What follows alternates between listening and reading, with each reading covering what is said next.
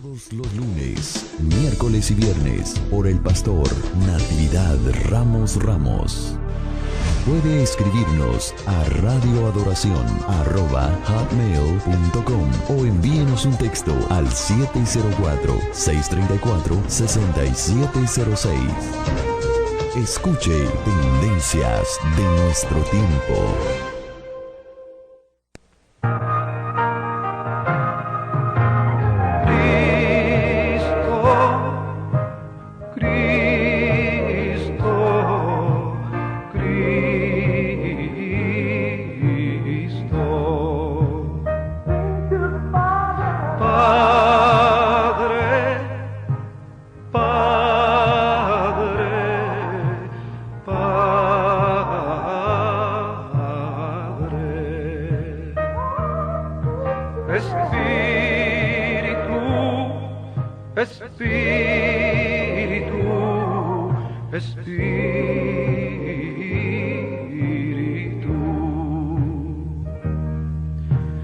Deja tu agua viva entre mi alma correr. Deja tu Espíritu Santo que tome control de cada situación que cause confusión. Todas mis aflicciones yo entrego a ti.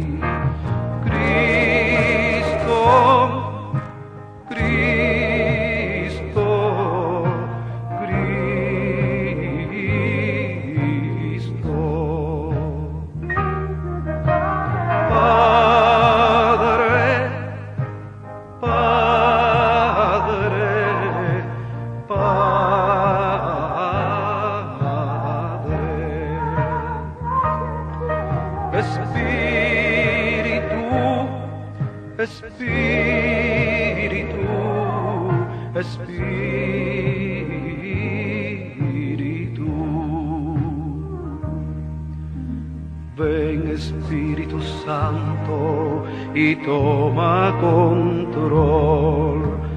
Tómame en tus brazos, borra mi temor. Atráeme hacia ti y toda duda se irá.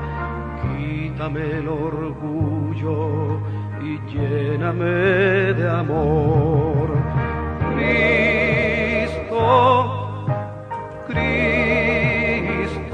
Gloria al Señor, damos gracias a Dios un día más, una nueva expectativa de poder agradecerle a Dios tantas promesas maravillosas que Dios tiene para su iglesia amada en estos tiempos. Y qué mejor escuchando la bendita palabra del Señor, en el cual es un manual en el cual usted y yo nos damos cuenta cómo podemos agradarle al Señor. Él ha hecho tantas cosas por nosotros, cómo no escuchar su palabra, la que ha salido de su corazón y ha sido expresada a través de los siglos, a través de las generaciones, lo que Dios quiere para la iglesia amada. Y qué mejor en esta mañana, el día de hoy, a través también de los labios del pastor Natividad Ramos, en el cual el día de hoy estamos escuchando la enseñanza del amado apóstol Pablo, uno de los hombres más que escribieron cartas en el Nuevo Testamento, escribieron los pensamientos de Dios establecidos para el hombre. Y qué lindo cuando hombres se dejan usar como el apóstol Pablo, como el hermano Tito, tantos hombres que han desarrollado esta palabra del Señor. Y bueno, queremos saludarle a usted que nos sintoniza en cualquier parte del mundo a través de esta programación que son lunes, miércoles y viernes, agradeciendo a toda nuestra gente que nos escucha en la ciudad de Nueva York, ahí en Radio Oasis Espiritual. Le agradecemos a nuestro hermano Gamaliel, que muy amablemente retransmite esta programación, igualmente como Radio Adoración 1500 aquí en la ciudad de Winston-Salem, también 1590 en la ciudad de High Point, Lexington, Greensboro, Thomasville y todas estas áreas aquí en el estado de Carolina del Norte. Agradecemos al Señor.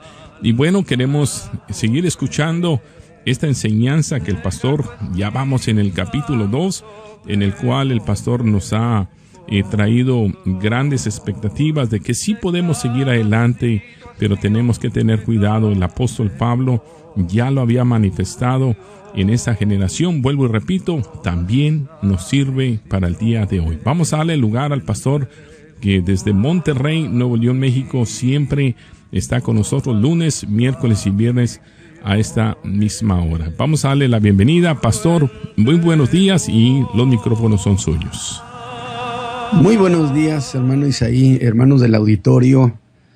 Verdaderamente es una muy agradable satisfacción poder expresar estas grandes cuestiones que aborda en este caso el apóstol Pablo con uno de sus colaboradores muy seguros. Yo he dicho que creo que el apóstol Pablo tenía 2 hombres de confianza y los 2 eran jovencitos. Uno era Timoteo, el más cercano, el otro era Tito. Muy confiables, muy confiables. Y a Tito lo ha mandado a un lugar, a una región que es la isla de Creta, donde pues es unas iglesias que tienen mucho conflicto, mucho desorden en las cuestiones de la fe, en las prácticas de la vida cristiana. De tal manera que yo sí quiero señalarles a ustedes que creo que hasta aquí el apóstol nos ha dado 2 cuestiones que tenemos que tenerlas muy presente.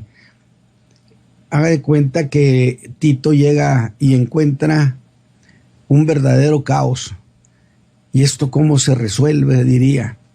El apóstol Pablo entonces le da instrucciones muy precisas de cómo enfrentar esos problemas. Uno de ellos era precisamente los falsos maestros, los judaizantes, que eran buenos para contar fábulas. Y esos no se callaban. Y el apóstol Pablo le dice a Tito, tápales la boca. Lógico que esa instrucción pues parecería inalcanzable. Pero ¿cómo les voy a tapar la boca a estos? ¿Acaso en un debate? Pues el debate siempre causa fricción, molestia, inconformidad. Pablo dijo, no, te voy a dar un consejo. Esto lo estoy yo ilustrando así. Te voy a dar un consejo para todos los predicadores de todos los tiempos que se encuentren con ese tipo de problemas. Te voy a decir cómo les tapes la boca. Enseña la sana doctrina. Tú enseña la sana doctrina. Y tú vas a ver que los hermanos van a aprender a distinguir entre lo que es fantasía y lo que es realidad. Ellos mismos van a dejar de oírlos. Y cuando esa gente ya no les oiga a nadie, pues se van a tener que callar. Mire qué estratégico el apóstol, ¿no le parece? Entonces el problema está en que en este tiempo pues la doctrina la han echado de lado y entonces no sé con qué le va a tapar usted la boca a estas gentes, con la sana doctrina. Y la segunda cuestión que el apóstol vio y que había mucho problema es lo que yo llamé las reuniones caseras, donde esta gente pues no se iba a enfrentar al núcleo congregacional para presentar sus ideas absurdas sobre la fe, pero entonces estratégicamente hicieron amistad con alguna familia de la iglesia y llegaron al acuerdo de por qué no nos reunimos en casa para que usted nos cuente, nos platique. Esto está muy bien, hermanos, pero a ver si invitan a otros hermanos, amigos de ustedes. Y entonces las reuniones caseras se convirtieron prácticamente en un campo de perversión. ¿Por qué? Porque no estaban bajo la tutela pastoral. Muchas iglesias, mucha gente el día de hoy se siente pastor sin ser pastor y tienen iglesia dentro de la iglesia. Es decir, su casa la han utilizado casi como fuera iglesia. Y yo fui muy claro. ¿Acaso estoy en contra de que se tengan reuniones caseras? De ninguna manera. El asunto está en que esas reuniones es para la gente que no conoce al Señor. Si usted quiere aprender doctrina, allí tiene su pastor, que es el que está autorizado para hacer eso. Usted no puede, a nombre de mi casa es mi casa, nadie puede decir yo invito a quien quiera. Pues invite a quien quiera. Sin embargo, si va a afectar la vida de los creyentes, usted está invadiendo la iglesia. Pues es que yo creo que estas cuestiones se sobreentienden por una sencilla reflexión. Todas estas fueron dos cosas y el apóstol Pablo diría, de nuevo, enséñales la fe y ellos van a quitarse de encima a esta gente. Yo creo que en las reuniones caseras se han dado muchos quebrantamientos de las iglesias. Allá empezaron. Entonces, si algún hermano tiene reuniones en casa, invite gente inconversa, llévela a Cristo y luego intégrela a la iglesia. Porque la vida del creyente es vida congregacional.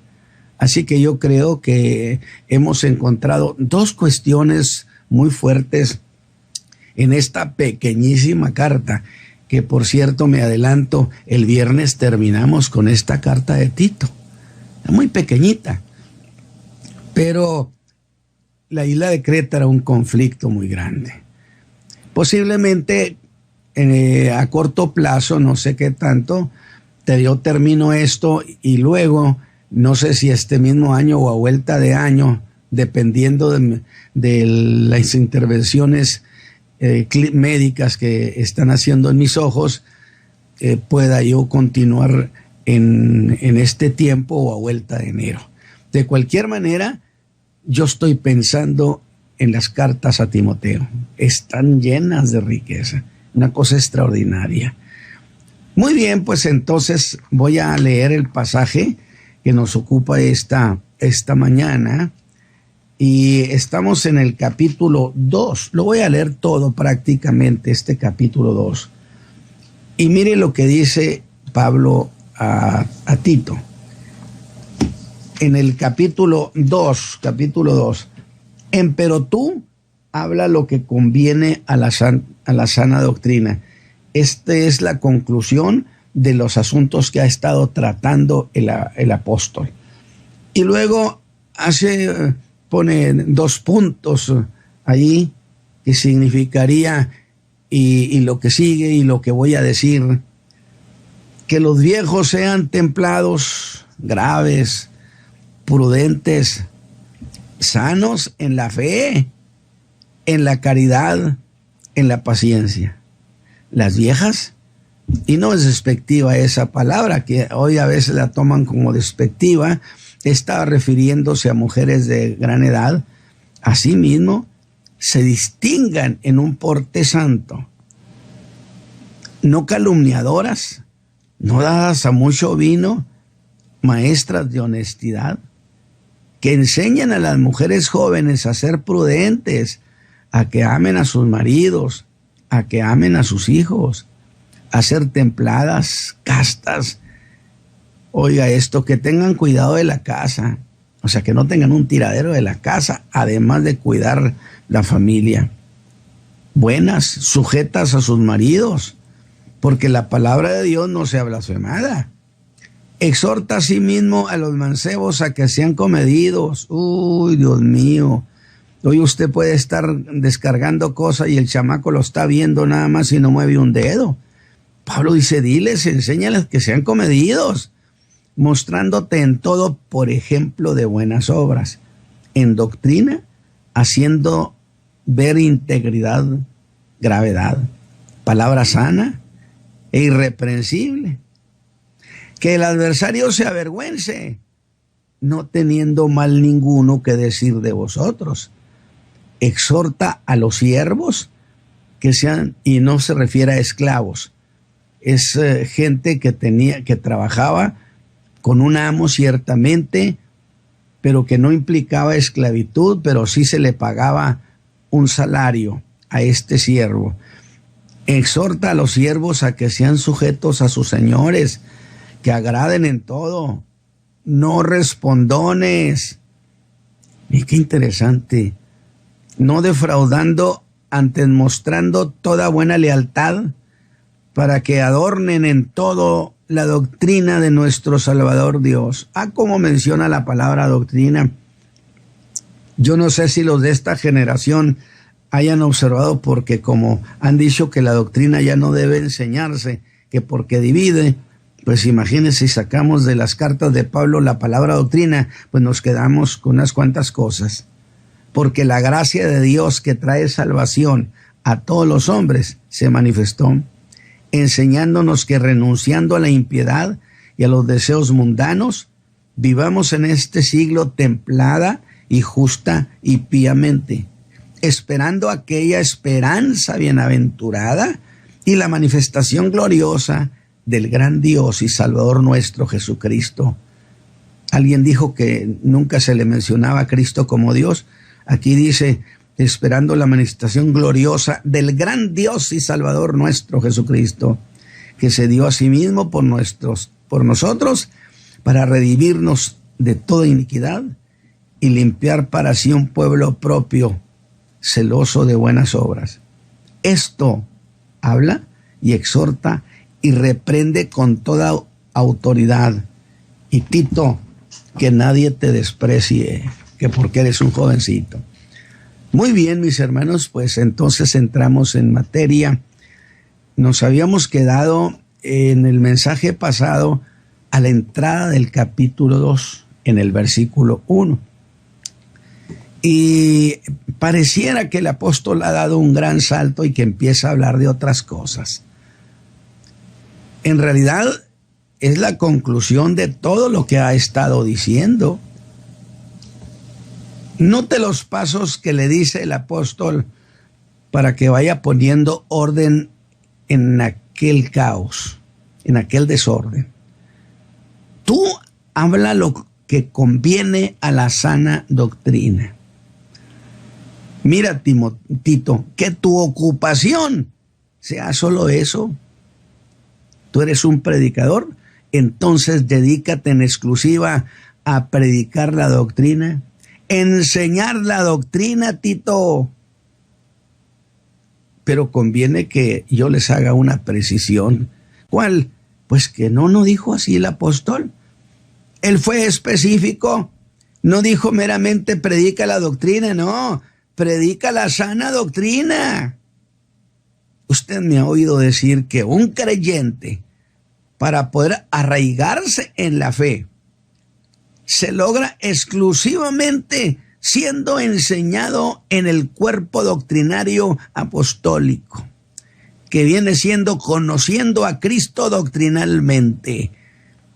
Si ese creyente no aprende lo que es el cuerpo de doctrina de Cristo, es un creyente que nunca se va a consolidar.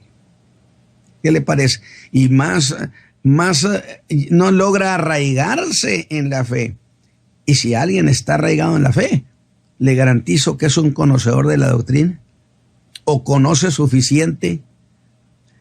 Pero las iglesias de Creta tenían gusto por las novedades, por lo fantasioso, como el día de hoy. Y le dice, predícales la sana doctrina. ¿Por qué, hermanos? ¿Por qué predicarles la sana doctrina era la manera de ir resolviendo? Pues porque si usted aprende la doctrina, enseña la doctrina, el creyente que entiende la doctrina va a perder el gusto por las cosas que no tienen sentido. Al oír a esos predicadores de vanidades, no les va a encontrar sentido a lo que están anunciando. Y va a encontrar cómo chocan con la Escritura. Y entonces, esos predicadores dejarán de ser atractivos. Yo quiero que usted observe, mi hermano pastor, mi hermano predicador. ¿Se da cuenta de la estrategia del apóstol Pablo? Esto lo resolvemos enseñando sana doctrina, como la única manera de ahuyentar de la iglesia el gusto que muchos tienen por la especulación, por las fantasías espirituales. que jamás establecerán a nadie en la fe. Y claro, yo estoy hablando de creyentes que siempre he llamado creyentes superficiales o creyentes de superficie. Y usted me va a preguntar, hermano Ramos, ¿y cómo se reconoce a un creyente que es superficial? Bueno, este también, por regla general, vive lleno de temores, camina titubeante en la fe. Es como un niño pequeño que siempre tiende a caerse. Usted tiene que ir a darle push, tiene que ir a empujarlo otra vez. Vive en constante alarma y no conoce un momento de seguridad. Ese creyente no tiene discernimiento de lo que es dañino a la fe. Así que yo creo que se ha hecho un retrato hablado de estas cosas y del creyente que no tiene doctrina. Y es así como entramos al mensaje de hoy. Yo siempre he dicho, conozca la fe y a nadie le tiemblen las piernas, ni un paso atrás. Donde el verso 2 empieza diciendo que los viejos sean templados, graves, prudentes.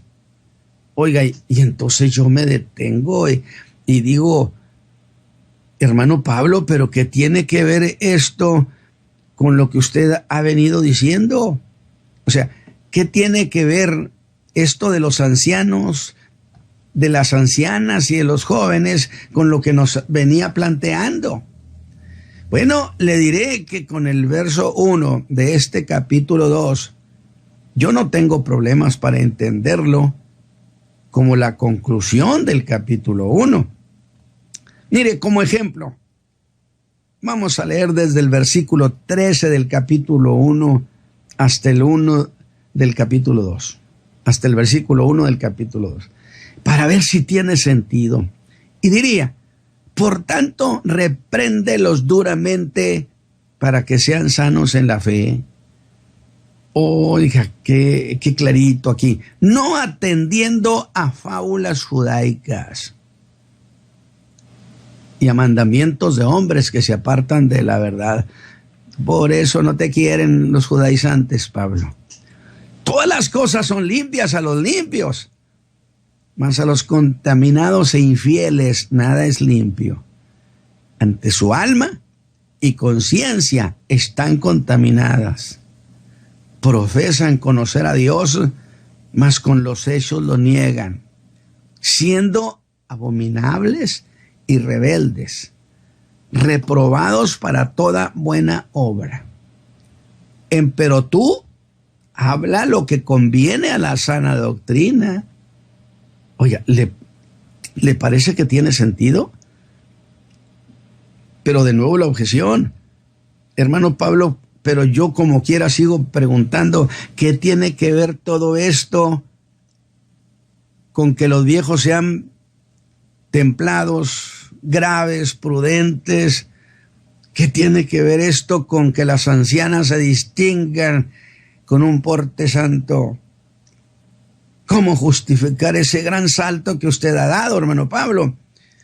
¿O qué tiene que ver esto con que las ancianas se distingan? ¿Cómo justificar ese salto y hacerlo congruente con lo que ha venido hablando en el capítulo 1? Es una buena pregunta. Mire, si usted observa lo que ha hecho el apóstol al hablar de ancianos, ancianas y jóvenes, pues de eso está hablando de grupos en particular. Porque él está hablando de enseñar la sana doctrina de manera generalizada. Pareciera entonces que nada tiene que ver, pero no podemos olvidar la sutileza clásica del apóstol, porque hasta aquí ha tocado cuestiones de fe de manera general o generalizada, pero ahora va de lo general a lo particular. Es decir, ya habló de manera general a la iglesia, ahora se dedica a grupos de la iglesia, los ancianos, las ancianas, los jóvenes. para que todos sientan que la doctrina tiene que ver con ellos. Y aquí aprendemos otra gran cuestión, que la doctrina no debe ser enseñada exclusivamente de manera general, sino que debe hacerse también una cuestión particular a los grupos de la iglesia, lo que la sana doctrina tiene para cada quien. Porque a veces pensamos que solo cierto sector de la iglesia pues se le puede enseñar tal o cual cosa. Yo sostengo que de la fe se les puede enseñar desde los niños hasta los ancianos cualquier verdad bíblica. Yo no voy a esconder la verdad bíblica a causa de la edad de la gente. Y al señalar a ese cada quien en la iglesia sabrá que es asunto suyo. Y habrán de sentir los jóvenes, los ancianos, las ancianas, sobre sus hombros el peso de la verdad. Pero no voy a hablar de eso. Lo hago solo para dejar en su mente que Pablo está siendo consistente con lo que ha venido diciendo. Porque para seguir la idea de lo que es la sana doctrina, lo que le da peso al creyente, pues me voy a ir hasta el versículo 11, donde dice el apóstol: porque la gracia de Dios se ha manifestado para salvación a todos los hombres. El apóstol habla con cierto... ¿Sabe qué? He oído tanto a Pablo hablar sobre estos casos que hasta lo siento con cierto fastidio, tener que estar señalando las cosas ociosas e inútiles de los falsos maestros. Él quiere que la iglesia se ocupe de las cosas trascendentes, que ponga su corazón en lo que sí es valioso, y exclama algo así como: hermanos de Creta, esto que les voy a decir tiene peso eterno. ¿Y qué cosa es, hermano Pablo? Que la gracia de Dios se ha manifestado. Luego entonces, ¿estaba oculta, hermano Pablo? Diría, por supuesto que estaba oculta. Estuvo escondida en Dios desde la eternidad. Pero ahora ha dejado de estar escondida y es un misterio que ya dejó de ser misterio porque ha sido manifestado. Se ha convertido la gracia de Cristo en parte de la historia de la raza humana. Porque esta gracia, hermanos de Creta, se ha incorporado a la experiencia de la raza humana. Oiga, ¿y qué cosa es esa gracia? Bueno, la gracia de Dios es mucho más que un favor divino. Es una persona, es Jesucristo, que es el gran don de Dios, que no solo fue Dios hecho hombre, sino que fue el favor de Dios manifestado en carne. Él sacó a luz lo que Dios quería de los hombres, lo que Dios haría por ellos para darles salvación. Aunque sean los hombres los más indignos y de la más baja condición moral, a quienes Dios extiende su mano para recibirles. He dicho otras veces que por eso no me gusta Aristóteles, porque él dice que si naciste esclavo, quédate esclavo, que si naciste pobre, quédate pobre, si naciste rico, quédate rico. Oiga, no tiene salida ese pobre hombre, queda encajonado en la enseñanza, en la filosofía de ese hombre. Mientras que la Biblia enseña que Dios saca al hombre del estiércol para sentarlo entre los príncipes de su pueblo. Alabado sea Dios, completamente ajeno a lo que Aristóteles ha enseñado en las universidades. Y en esa intención de la gracia, a nadie se le puede cerrar la puerta. Por lo tanto, trae a colación a los siervos de su tiempo, que estaban excluidos de la sociedad de alguna manera, aunque no fuera esclavitud propiamente, pero esa servidumbre los convertía en excluidos de la sociedad. Hombres por quien nadie daba ningún valor. Diría, miren a esos hombres, a quienes todos rechazan, pues a causa de esa gracia gloriosa, Dios ha puesto sus ojos en ellos y les dirá que Él es Padre de ellos. Esa es la salvación que ofrece esta gracia, que intentan competirla con falsedades. Pero hay algo que llamaremos como la pedagogía de la gracia, que no solo salva, sino que tiene todo un instructivo de enseñanza. De esta manera el apóstol avanza al versículo 12 y ratifica que la gracia tiene sus propias lecciones. Y aquí hay una, a la que le vamos a llamar la enseñanza de la renunciación. ¿Renunciar a qué? A dos cosas, a la impiedad y a los deseos mundanos. Significa retirarle nuestro consentimiento a las cosas impías y a las cosas mundanas. No aceptarlos como parte de nuestra vida. Porque el alma que se alimenta de deseos mundanos, dice bien, que son cosas temporales. Cuando éstas dejan de ser, el alma queda en la indigencia, queda en la nada, queda en el vacío. Mientras que el alma que se alimenta de lo que es eterno, en el mundo venidero, no padecerá hambre, porque los valores de esa vida de piedad seguirán en los cielos nuevos y la tierra nueva que vendrán. A eso se le llama hacer riquezas en el cielo. Porque a veces eso que Jesús dijo de hacer riquezas en el cielo se le da una idea subjetiva. No. Si Él entra a la eternidad con esos valores del Evangelio de Jesucristo, de la gracia, entonces Él tendrá capital cuando haya cruzado la eternidad. Las cosas nos seguirán también allá. Pero le diríamos al apóstol, ¿y cómo se estimula esa renuncia? Él dice, ¿cómo se estimula? Bueno, poniendo los ojos en la esperanza futura. Es decir, mire qué interesante, nadie que no tenga en perspectiva lo que viene en el futuro en Cristo, no tendrá esa fuerza de renunciación. El que tiene esta esperanza, dice la Escritura, a sí mismo se santifica.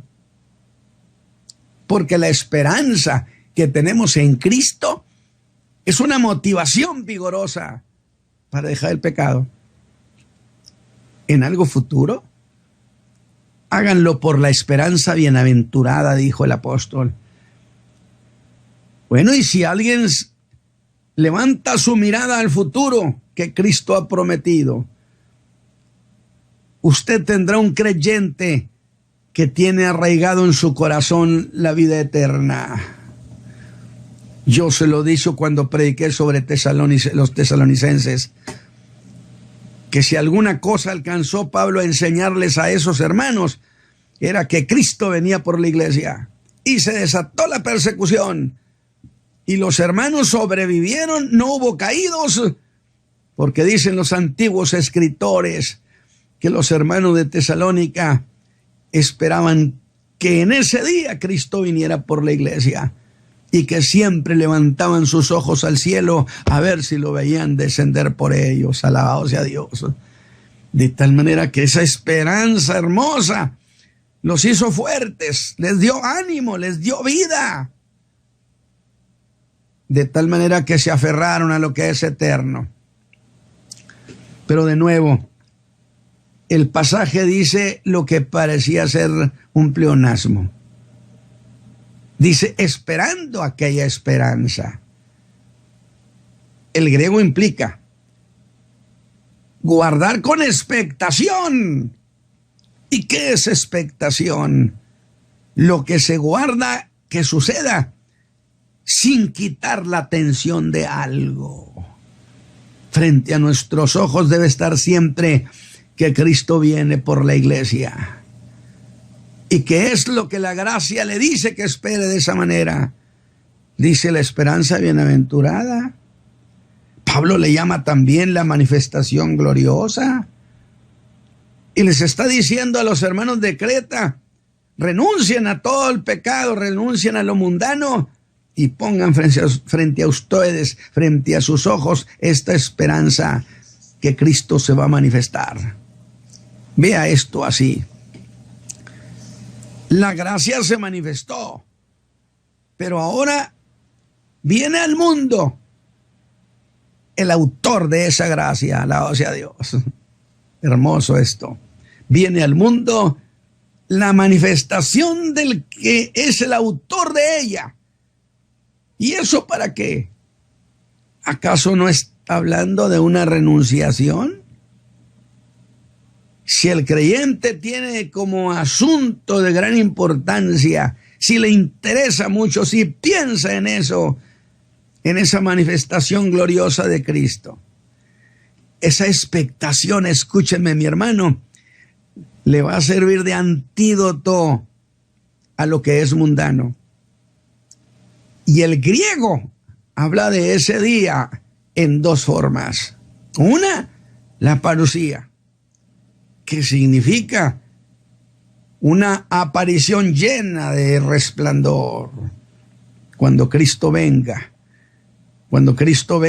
habrá una manifestación donde la tierra se verá en tinieblas, pero es un escenario para que contraste justamente el resplandor que sigue en la manifestación del Cristo glorioso, que viene al mundo a poner orden, a establecer la justicia y enseñar a las naciones lo que es precisamente el gobierno de Dios. ¿Cómo se necesita que Cristo venga en estos días? Y la otra es Epifanía, que significa no solo será manifestación de la gloria de Cristo, sino que significa que la persona de Cristo será visible. Precioso. Pero eso no es todo lo que significa, sino que esta gloria se habrá de difundir en todas partes del mundo. Todo ojo le verá, dice la Escritura, para hacer que todos los suyos participen en ella. En esa segunda venida de Cristo vendremos ya con Él, que Pablo le llama la manifestación de los hijos de Dios. Y le digo al apóstol que ya cambiamos de tema. Él habrá de decir, de ninguna manera. Yo sigo hablando de la renunciación que propuso la gracia. Renunciar a lo que es mundano para poder participar de esa manifestación que viene. Es que esa gloria de su venida hará que la gloria de este mundo sea como nada, alabado sea Dios. Y si amas a este mundo, ¿con qué te quedarás en la mano? Con nada. ¿Sabe qué está planteando el apóstol? Él está planteando la necesidad de que los creyentes sean sensatos, que razonen, que hagan comparación. Y al comparar la gloria del mundo frente a la gloria de Cristo, porque en su venida opacará todo lo que es glorioso en esta tierra. Vendrá menos lo que es glorioso en la tierra. No perdamos pues lo que es más por lo que es menos. Así que la lección de la gracia sería: miren esa gloria del grandioso. Y si dice Pablo grandioso, es como decir, esa gran gloria del gran Dios y Salvador nuestro Jesucristo. ¿Habrá pues razón para echar nuestra suerte con el Señor Jesucristo? Vea entonces el verso 14, lo que hizo el Señor Jesús por nosotros. Dice que se dio a sí mismo por nosotros. ¿No hizo él también una renuncia a su gloria? ¿No fue una renunciación suya para venir a este mundo, hacerse hombre, uno de nosotros, hacerse vecino nuestro por 30 años, para luego morir por la raza humana? Así que está pidiendo renuncia por renuncia. Él renunció a su gloria y espera que nosotros renunciemos a las cosas del mundo para manifestar, para disfrutar su gloria. Y dice, porque Cristo renunció a su condición gloriosa que tenía. El verso 14, se dio a sí mismo para redimirnos de toda iniquidad y limpiar para sí un pueblo propio, celoso de buenas obras. Note cómo el apóstol usa un estratégico o un enérgico a sí mismo. Y la palabra griega quiere decir entregar su ser. ¿Qué le parece? Su ser entero. Pero si eso no es suficiente para llevar al creyente a la convicción de renunciación que el apóstol está reclamando, porque Cristo hizo una entrega total. A ver qué le parece este otro, que compró la iglesia para que fuera de su propiedad aquí en la tierra. Y cierra la idea del verso 1 en: pero tú habla lo que conviene a la sana doctrina. Así que, Tito, qué interesante. Así que, Tito, aquí tienes esto. ¿Qué te parece? ¿Qué les parece, hermanos predicadores, consiervos míos, que anunciamos a Cristo, que fuimos llamados al ministerio? Ocupémonos en exclusiva de enseñar la sana doctrina. Rescatemos a la iglesia de la ignorancia de esta generación. Y en el verso 15 vuelve a usar la misma expresión. Tú habla esto. Pero no solo hable, sino exhorta y reprende con toda autoridad. Tito, cosas como estas son temas de púlpito. Pareciera que el día de hoy los púlpitos están ajenos a esto. Tito insiste en estos temas. Y le diríamos, ¿qué tema te parece que debe estar en el púlpito por siglos o de milenios, hermano Pablo? Diría, ¿que cuál? Pues el de la aparición gloriosa. ¿O no es para donde nos vamos? ¿No es el encuentro ese que nos anima? Así que habla, exhorta y reprende con toda autoridad. Y la autoridad no es el regaño, es hablar con firmeza y seguridad. Y la palabra griega para autoridad es la misma que se usaba para convocar a la guerra. Y la misma que se usaba para coronar a un emperador. ¿Cómo hablaría un general a su ejército? ¿Cómo lo haría Tito? Así, en el púlpito, con autoridad, con firmeza, enseña a los hermanos la sana doctrina. Establécela. Pues así habla la palabra. Es como decirle, Tito, establece las cosas como si estuvieras viendo al Señor Jesús en el momento de su coronación. Alabado sea Dios. Porque los que son dados a las novedades y están deseosos de lo vano, sienten aversión por la doctrina. Encara ese desdén, ese desinterés doctrinario a esa sana doctrina. Añádele autoridad. Y termina diciéndole, nadie te menosprecie. Habla con tal vigor, decisión y seguridad que imponga respeto. Yo creo que nos ha dado cátedra el apóstol Pablo esta mañana, aconsejándole a este muchacho: si tú haces esto, que establece la doctrina con autoridad, no de mala manera, no me refiero a ser grosero, sino que se vea que está hablando con toda la certeza de Dios, entonces muchas de esas gentes habrán de retirarse. Mis hermanos, que Dios me los bendiga abundantemente, y yo espero que usted sea bendecido con estas charlas, con estas pláticas que el apóstol Pablo tiene con nosotros. Que esté el Señor con ustedes. Amén.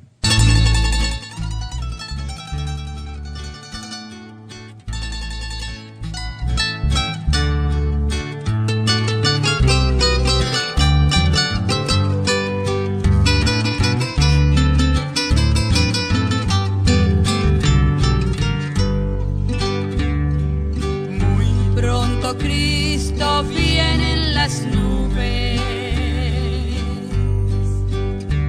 en un momento nos arrebatará. Esperemos ese evento precioso que muy pronto acontecerá. Esperemos ese evento precioso que muy pronto acontecerá. Cristo viene en las nubes,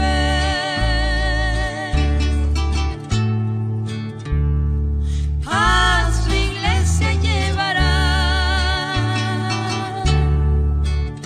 Si tu hermano estás preparado,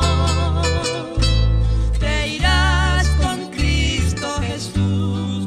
Si tu amigo no estás preparado, no te irás con Cristo Jesús.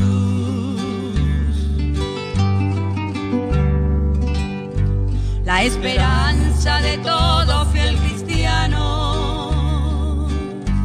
es gozar con Cristo Jesús en un abrir y cerrar de ojos. Todo cristiano con Cristo se irá. En un abrir y cerrar de ojos, todo cristiano con Cristo se irá. Cristo viene en las nubes, a su iglesia llevará. Si tu hermano estás preparado, te irás con Cristo Jesús. Si tu amigo no estás preparado, no te irás con Cristo Jesús.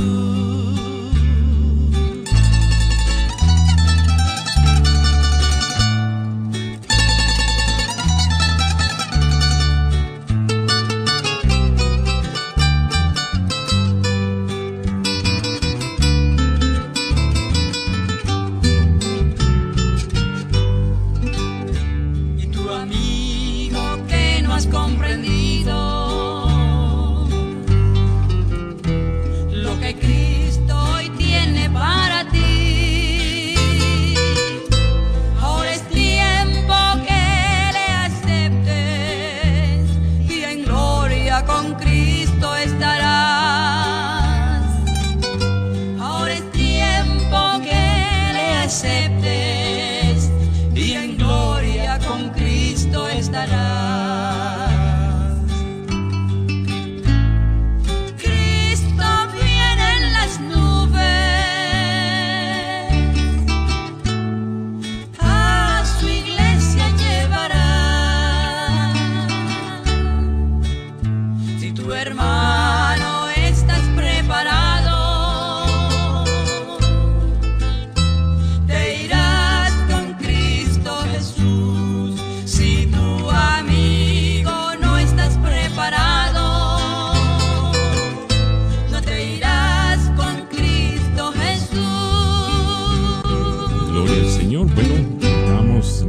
a Dios por esta preciosa enseñanza el día de hoy, ya que ha sido de grande bendición. Como hablaba el pastor, el púlpito de la esperanza es lo que tenemos que predicar, animar a nuestro pueblo y que hay esperanza. Algunos por ahí predican en el púlpito acerca del arte, de la política y de la empresarial y tantas cosas que trastornan este bendito evangelio, pero gracias a Dios que habemos muchos Titos por aquí, en esta tierra, en esta generación, y damos gracias a Dios porque usted ha puesto su oído atento a la bendita esperanza más segura que el hombre pueda tener. Agradecemos al pastor Natividad Ramos, que todos los lunes, miércoles y viernes a esta misma hora está enseñando el día de hoy la carta a nuestro hermano Tito, y ya estamos terminando el capítulo 2, esperando que, así como le dijo a este joven, pero tú habla, y eso es lo que estamos hablando el día de hoy, prevenir, y eso nos ayuda a podernos conservar en este lindo evangelio que se nos ha sido entregada, una sola fe, un solo Señor. Bendiciones, será hasta la próxima, y una vez más, gracias por haber estado con nosotros. Te irás con Cristo Jesús si tu amigo no estás preparado. No te irás con Cristo Jesús. Tendencias de nuestro tiempo. Programa que es traído a usted en este mismo horario todos los lunes, miércoles y viernes por el pastor Natividad Ramos. Puede escribirnos a radioadoración@hotmail.com o envíenos un texto al 704-634-6706. Escuche Tendencias de nuestro tiempo.